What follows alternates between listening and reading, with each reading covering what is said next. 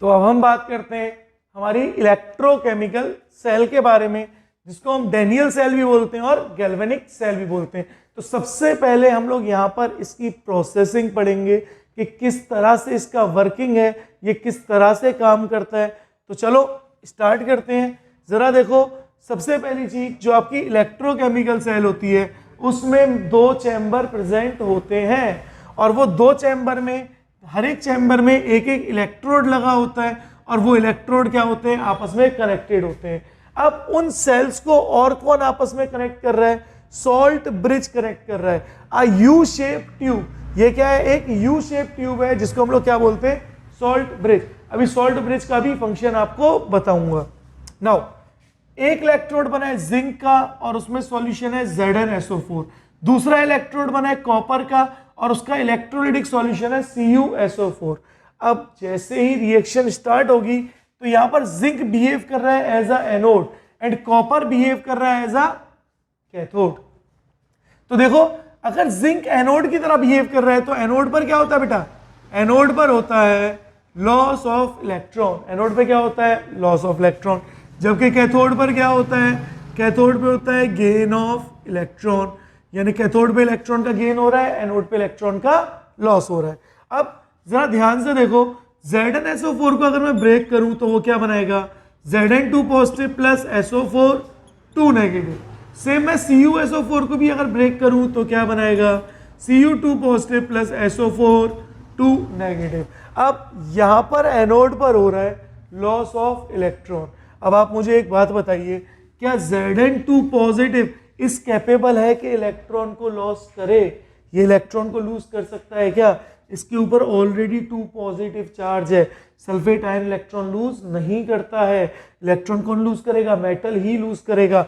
लेकिन मेटल के ऊपर तो यहाँ पे ऑलरेडी 2 पॉजिटिव चार्ज है, तो अब इलेक्ट्रॉन कहाँ से लूज होगा, तो इलेक्ट्रॉन लूज होगा ये जो आपका इलेक्ट्रोड है ना, ये जो इलेक्ट्रोड आपने बनाया है ये जिंक का इलेक्ट्रोड।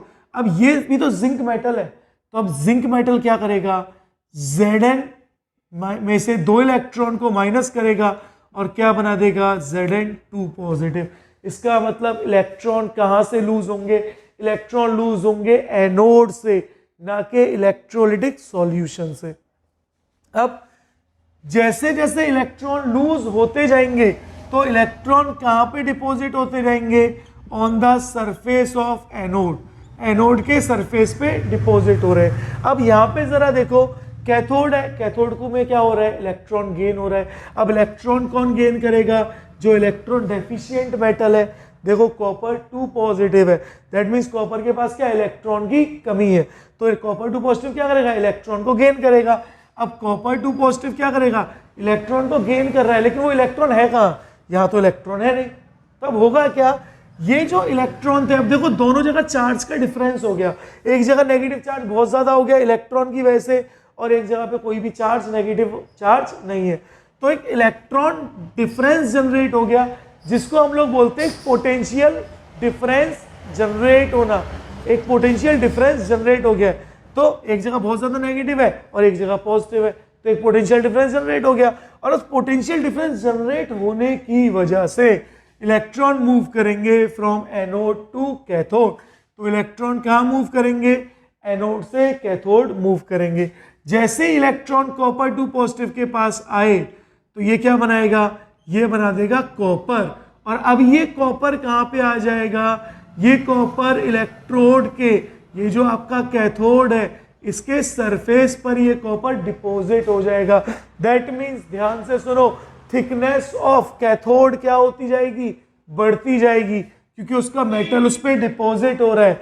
लेकिन यहीं पर ध्यान से देखो, थिकनेस ऑफ एनोड क्या होती जाएगी, डिक्रीज होती जाएगी। क्यों, क्योंकि इसका मेटल इसमें से बाहर निकल रहा है इलेक्ट्रॉन को लूज करने के लिए। और अब जब इलेक्ट्रॉन मूव कर रहा था, अगर मैं यहाँ पे मूवमेंट ऑफ इलेक्ट्रॉन या चार्ज की बात करता हूं, तो इलेक्ट्रॉन कहां से कहां मूव कर रहा है, एनोड से कैथोड। तो जरा मुझे बताओ, करंट कहां मूव करेगा, अपोजिट मूव करता है ना इलेक्ट्रॉन के। That means movement of current is from cathode to anode. इसका मतलब अगर मैं यहाँ पे बात करूं एक्सटर्नल सर्किट के बारे में, ये जो हमारा सर्किट है, ये जो बाहर वाला सर्किट है ना, ये सर्किट, ये एक्सटर्नल सर्किट है, जबकि ये सॉल्ट ब्रिज जो है ना हमारा, ये सॉल्ट ब्रिज, ये हमारा इंटरनल सर्किट है।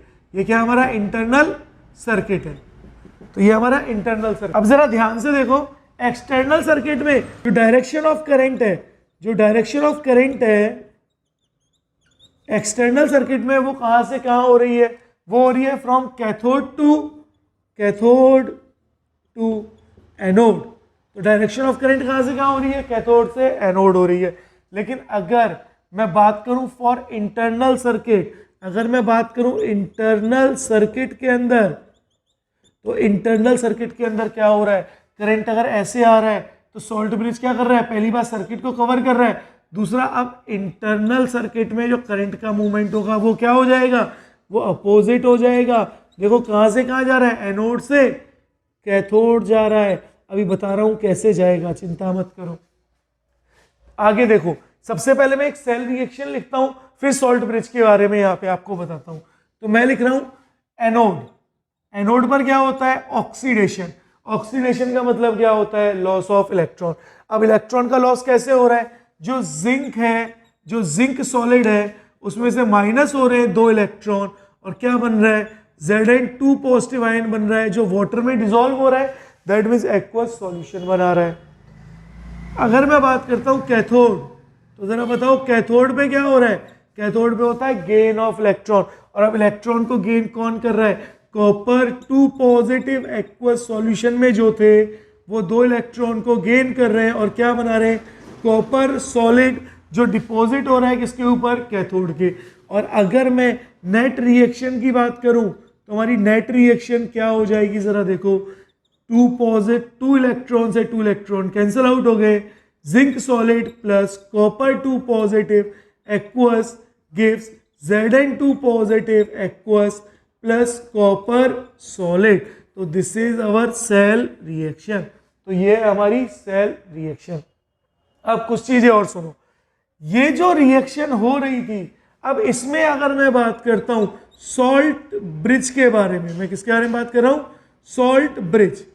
तो सॉल्ट ब्रिज जो है उसका काम क्या है, और सॉल्ट ब्रिज के अंदर कौन से इलेक्ट्रोलाइट प्रेजेंट होते हैं? तो सबसे पहले एक बात सुनो, सॉल्ट ब्रिज के अंदर इनर्ट इलेक्ट्रोलाइट प्रेजेंट होते हैं। और क्या होते हैं इलेक्ट्रोलाइट? इनर्ट इलेक्ट्रोलाइट, तो मैंने बोला KCl, तो KCl एक इनर्ट इलेक्ट्रोलाइट है। मैंने बोला KNO3, ये भी क्या है? एक इनर्ट इलेक्ट्रोलाइट है।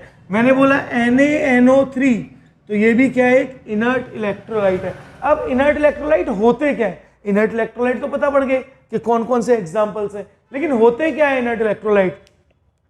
तो वो इलेक्ट्रोलाइट्स जिनमें movement of cation and anion same रहती है, speed of cation and anion क्या होती है? सेम होती है, उसी को हम क्या बोलते हैं?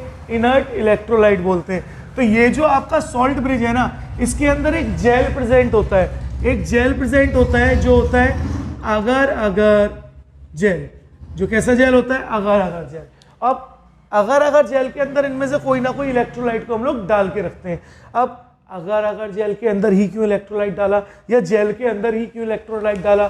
तो जेल के अंदर हम लोग इलेक्ट्रोलाइट इसलिए डालते हैं क्योंकि जेल में इलेक्ट्रोलाइट की मूवमेंट इजीली हो सकती है। और यहाँ पर हम कॉटन से इसको बंद कर देते हैं। और अब होगा क्या? एक टाइम ऐसा आएगा जब Zn2 पॉजिटिव का कंसेंट्रेशन बहुत ज्यादा हो जाएगा और यहाँ पर Cu2 पॉजिटिव खत्म होता जा रहा है और SO4 नेगेटिव का कंसेंट्रेशन बहुत ज्यादा बढ़ गया है। तो अब क्या होगा? एक जगह बहुत ज्यादा पॉजिटिव बढ़ गया और एक जगह बहुत ज्यादा नेगेटिव बढ़ गया, जिसकी वजह से आता है सैचुरेशन पॉइंट। क्या आता है? Saturation point. और सैचुरेशन पॉइंट कौन सा पॉइंट होता है? ये वो पॉइंट होता है जिस टाइम पर रिएक्शन स्टॉप होने वाली होती है।